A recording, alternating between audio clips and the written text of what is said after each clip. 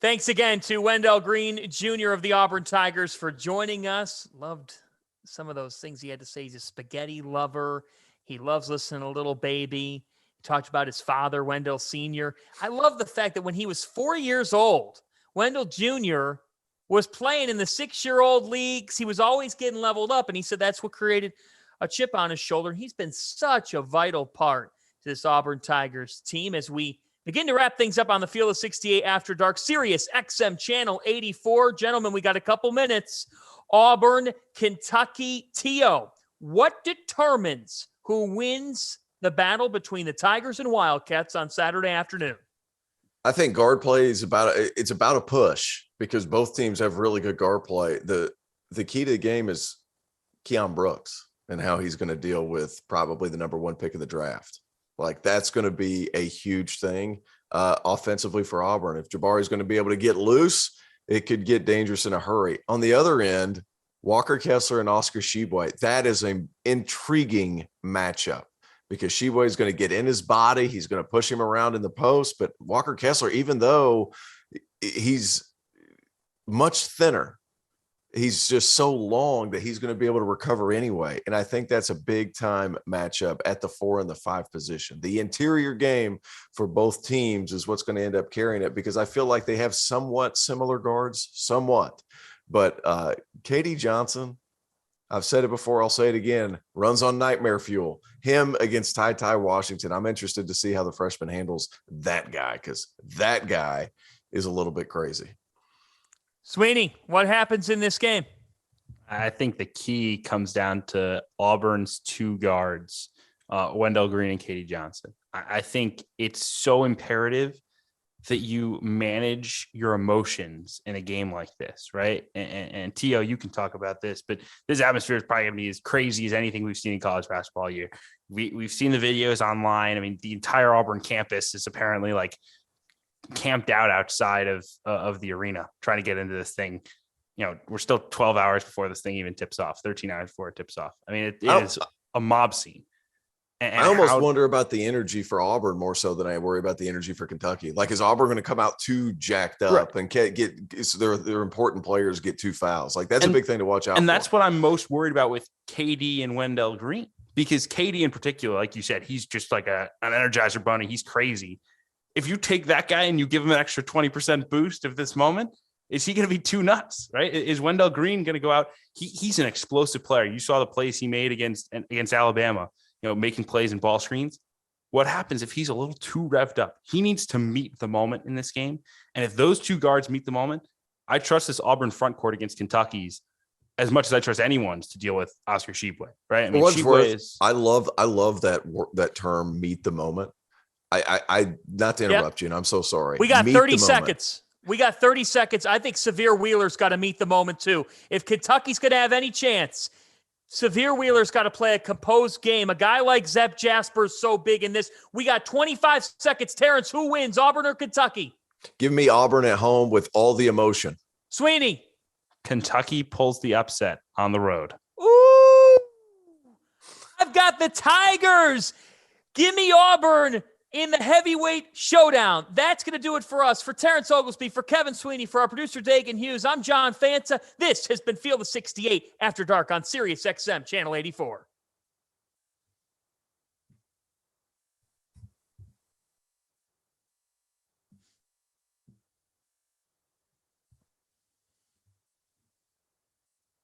You're clear on Sirius XM?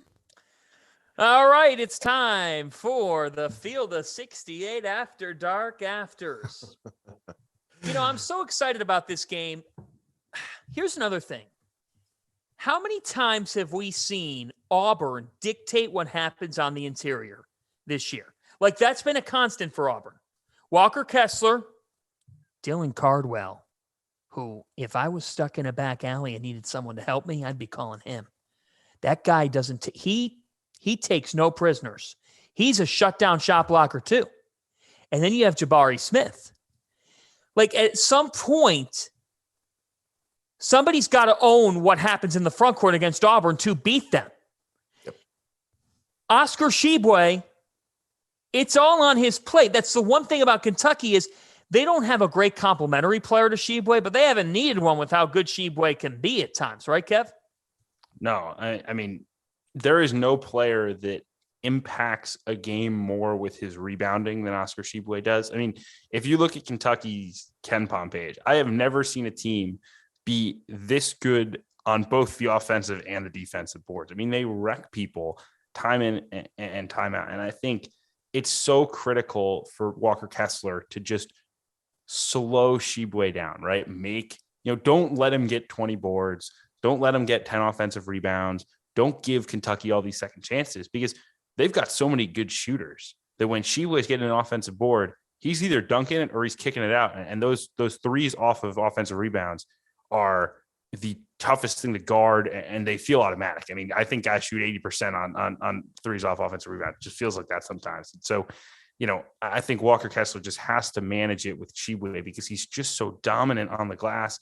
He's not an elite post scorer, but he's going to get his 20 just because he is such an elite nose for the ball. And I think if you're Walker Kessler, you just got to find a way, volleyball, slap the ball back out onto the perimeter, do whatever you have to do to keep the ball out of Oscar's hands when it goes up on the board. I think that when I look at Auburn, they have more options than Kentucky. On paper, there's no question about that. When you talk about KD Johnson, when you talk about Wendell Green Jr. and the fact that he comes in off the bench, for Kentucky to win this game, they got to let Ty be Ty. Ty Washington has to have that leash just let loose, and you got to say, hey, we're willing to live with whatever happens in this game because for us to win, he's got to be the best player on the floor. And the fact is right now when Auburn plays somebody, Jabari Smith is the best player on the floor. At least that's the way it's been. This is where the test, T.O., which we've brought up on the DTF podcast, Douster, Coach T.O., and myself, John Fanta. This is where Severe Wheeler, being a part of Kentucky's best, gets tested, does it not? Because if you're going to win this game and you're Kentucky, yes, Ty's got to be your lead scorer.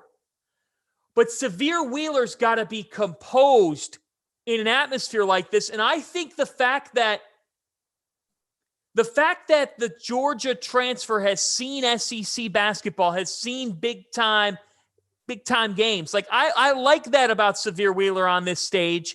I think he's probably he's certainly not the best player for Kentucky, far from it. But he might be the most important piece in this game because John Calipari's talked about the fact they need a composed Wheeler to play alongside Ty. Yeah, they do. And it's actually not a bad matchup game for him. Him and Wendell Green are about the same size, and they're both tough. So I actually think, it's obviously a game about guards, but I think they cancel each other out. I think Wendell Green's a better shooter, obviously. And man, he takes some tough shots. Goodness, he takes some tough shots. Refer back to Ty Washington, I think the most intriguing thing is going to be him and KD Johnson. KD Johnson's 11th in the country in steal rate.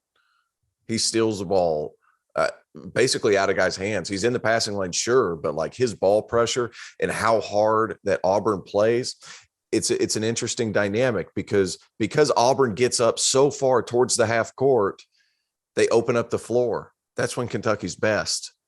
So you're going to see, I think you're going to see a high scoring game. I don't know what the over under is, but if I was a gambling man, and I'm not sure I am, boys, I'm not sure I am, but I would venture to be part of the overs club because I think this is going to be a wide open game that's going to go up and down with a lot of pressure. And that'll gets to guards getting downhill with not a whole lot of help because this floor is so spread out. The spread on this game is 3.5. Auburn 3.5. Yeah. Auburn by 3.5. I mean, Kevin, you have an over under? I could get it here off our friends from Bet Rivers because T.O. likes the over.